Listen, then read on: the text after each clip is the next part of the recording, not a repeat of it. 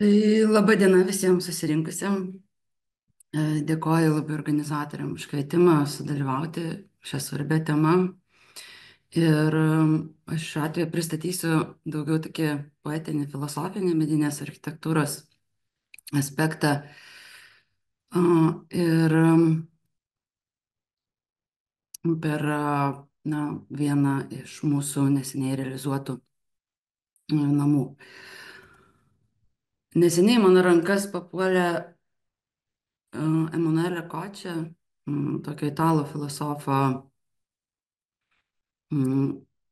kurio darbai apima tokias temas kaip ekologija, antropologija ir kasdienio gyvenimo filosofija knyga Philosophy of the Home, kurioje autorius tyrinėjantis namų sąvoką kaip moralinę ir egzistencinę realybę, bei kaip materialusis pasaulis formuoja žmogaus tapatybę ir patirtį, teigia, kad namai yra išskirtinai moralinė tikrovė.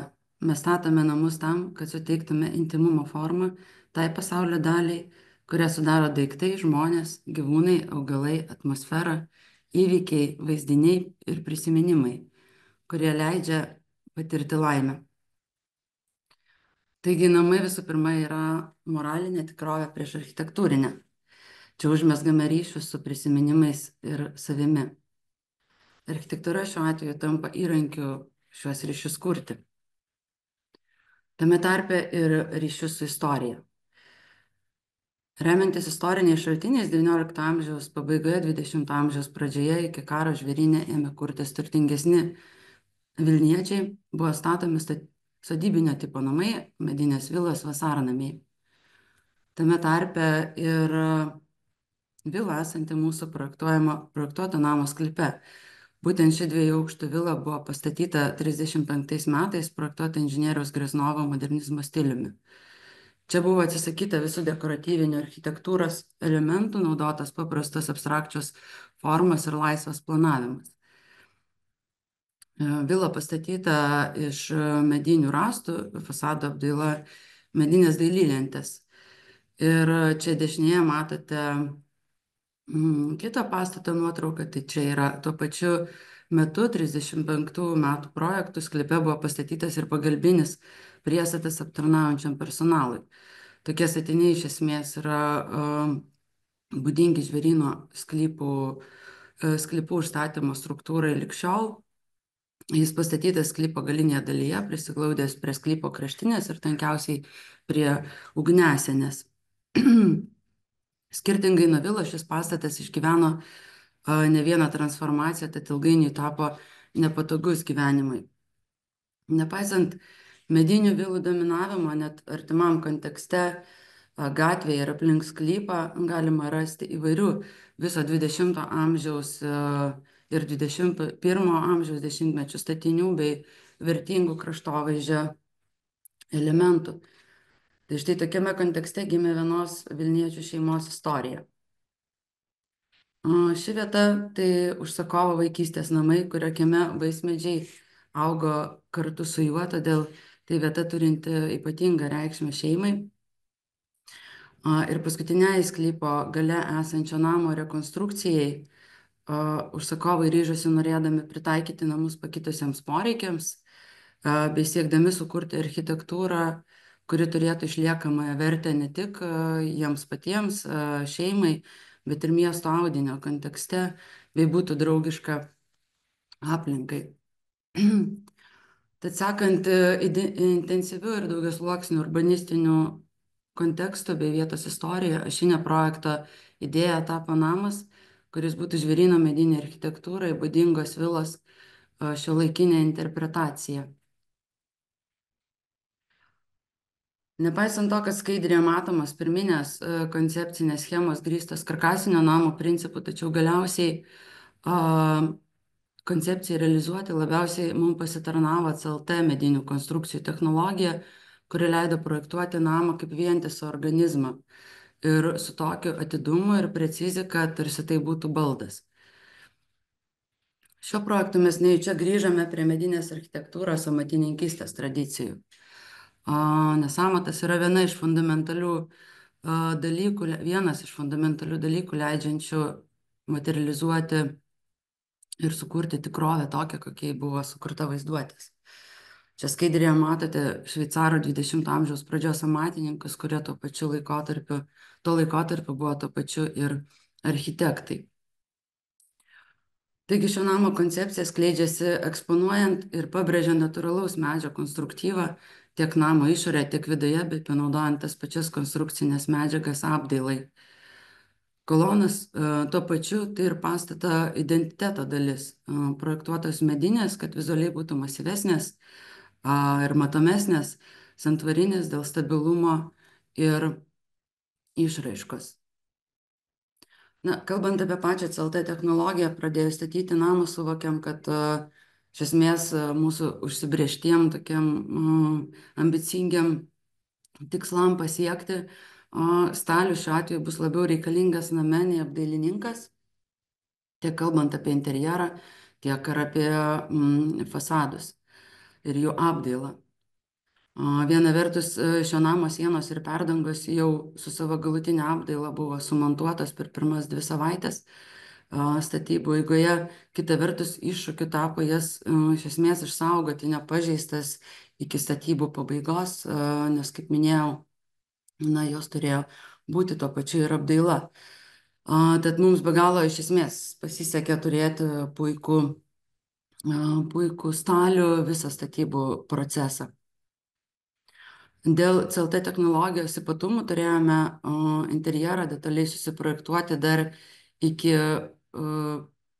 išsiunčiant iš tikrųjų namo sienų ir perdangų brėžinius į gamybą, nes visa elektros instaliacija bei inžinierija turėjo būti numatyta iš anksto.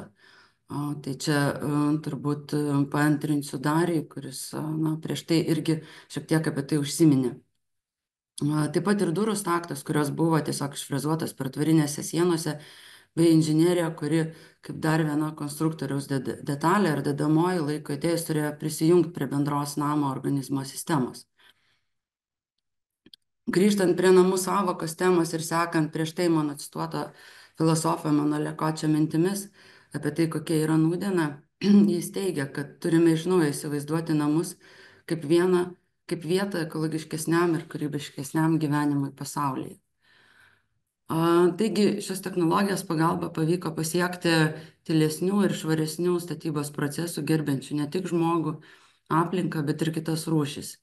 Kadangi statybos prasidėjo pavasarį, tai paukščių čiulbėjimas buvo girdimas labiau nei statybų technika ir tas, iš tikrųjų buvo nuostabu ir nepatirta. Čia nuotraukoje matote moterį sėdinčią medyje.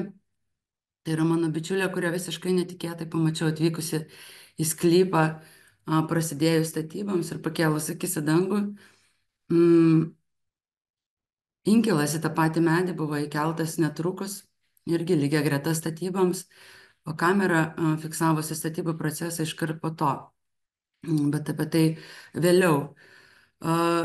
Grįžtant prie statybų technikos, iš esmės statyboms pakako vieno krano ir gal šitą nuotrauką labiausiai iliustruoja mastelį ir santyki tarp technikos ir pastatų, tarp kurių teko įsisprausti kranui ir čia galbūt iki šiol man yra paslaptis, kaip jam tai pavyko. Kitas svarbus šios technologijos aspektas tai yra statyba be atliekų.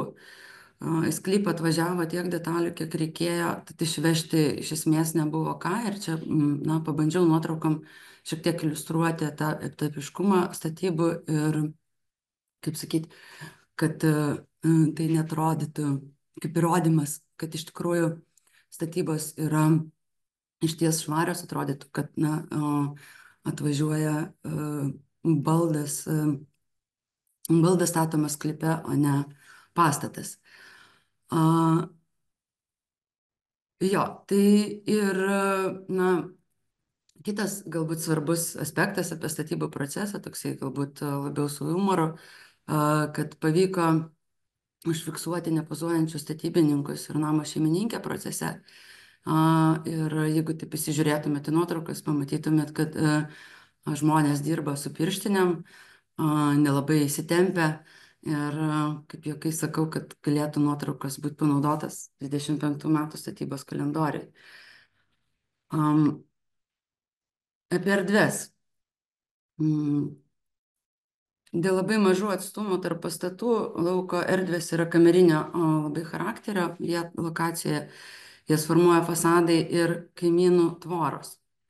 Lauko erdvės buvo projektuojamos su minimalia intervencija, iš esmės taip, kad būtų išsaugota buvusi namo aplinka ir atmosfera. Todėl natūraliai ir namo vidaus erdvių sistema mezga labai intimų ryšį su aplinka, kuri, kaip parodysiu vėliau, tapo neatsiejama ir interjero dalimi.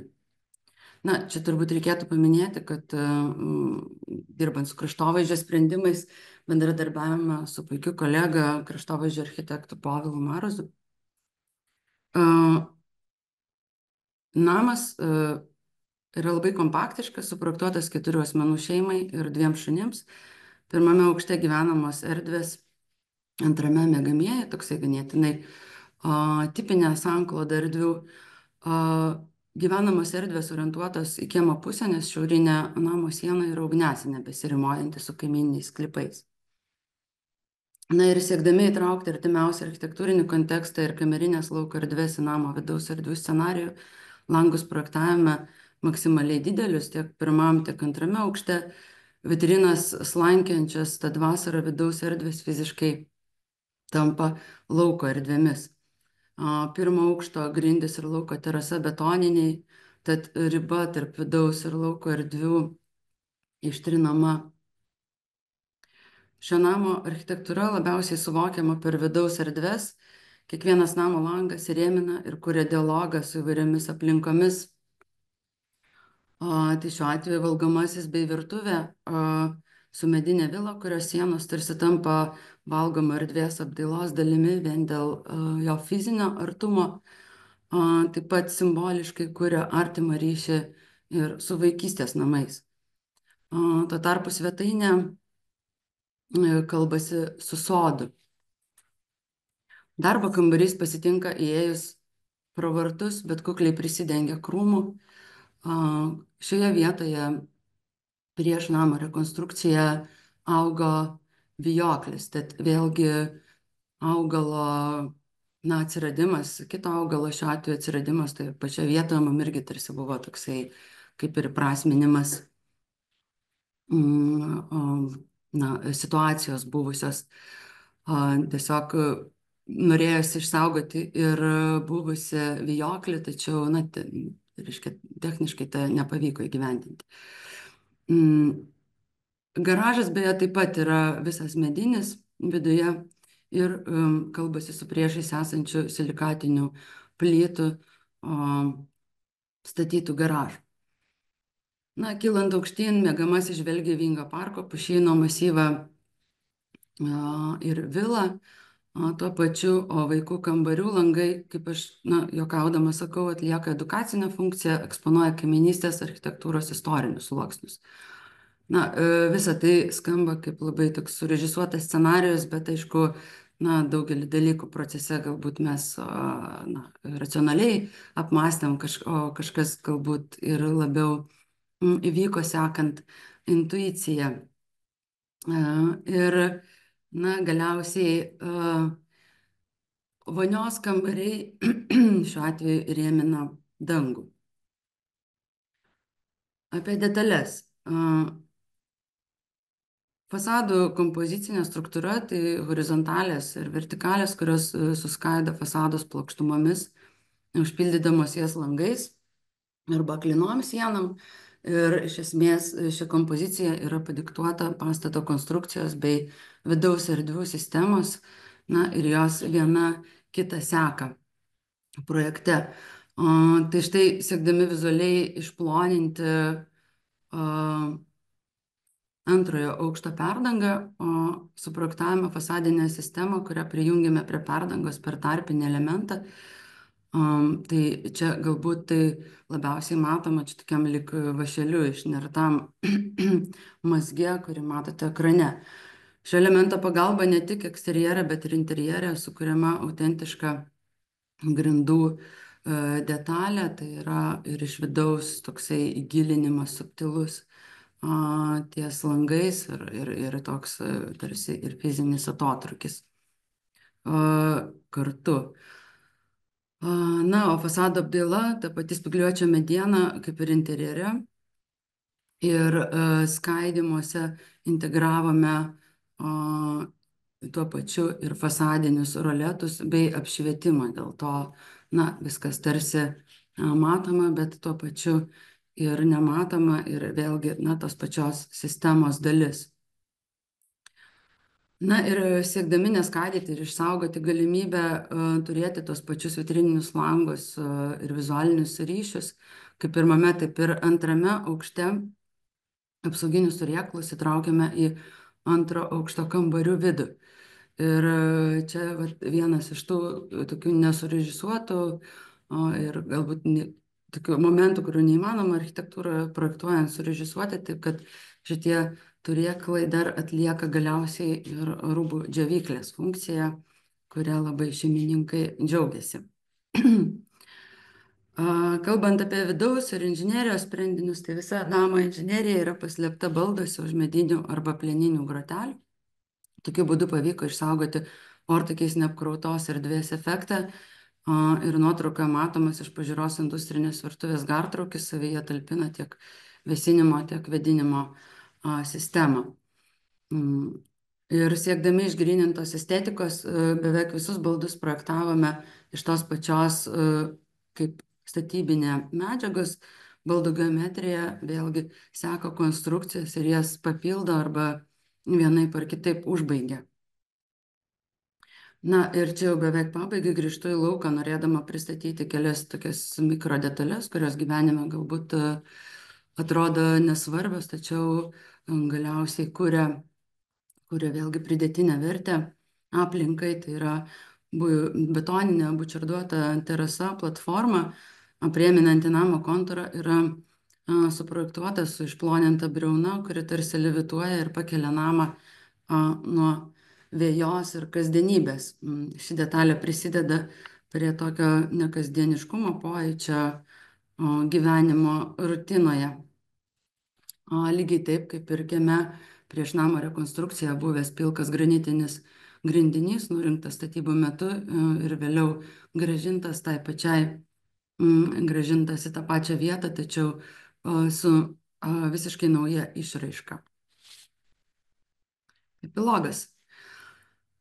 Ir čia galbūt pabaigsiu vėlgi pacituodama tą patį jau mano minėtą filosofą, kad namai yra moralinės realybės esmė, mentalinis ir materialus artefaktas, padedantis mums gyventi pasaulyje geriau, nei tai leistų mūsų prigimtis. Iš esmės tai vertybių sistema ir galbūt įsiklausimas į aplinką, atsigrėžimas į tradicijas, pasitelkiant naujas technologijas, padeda šiai vertybių sistemai skleistis ir materializuotis. Na ir dabar aš pabandysiu gal persijungti šiek tiek ekraną ir visiškai pabaigai pasidalinti trumpu labai video ir paraleliai kviečiu, dėkoju visiems klausiusiem ir tikiuosi įdomios diskusijos ir klausimų po pranešimų. Ačiū Laura už labai poetišką pristatymą, labai gražaus namo. Dar spindimas.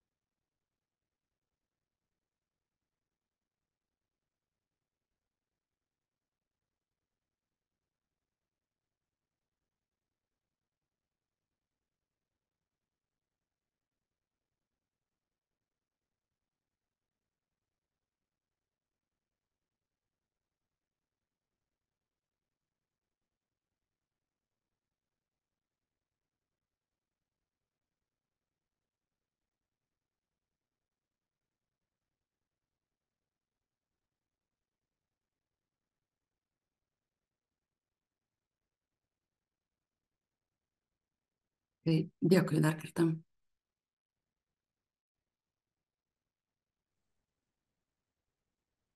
Pamatyti čia nuo balandžio iki gruodžio, ar ne? Buvo visas šitas timelapsas. Panašiai, taip. Jo. Mhm. Gerai, ačiū labai, Laura. Labai gražus namas.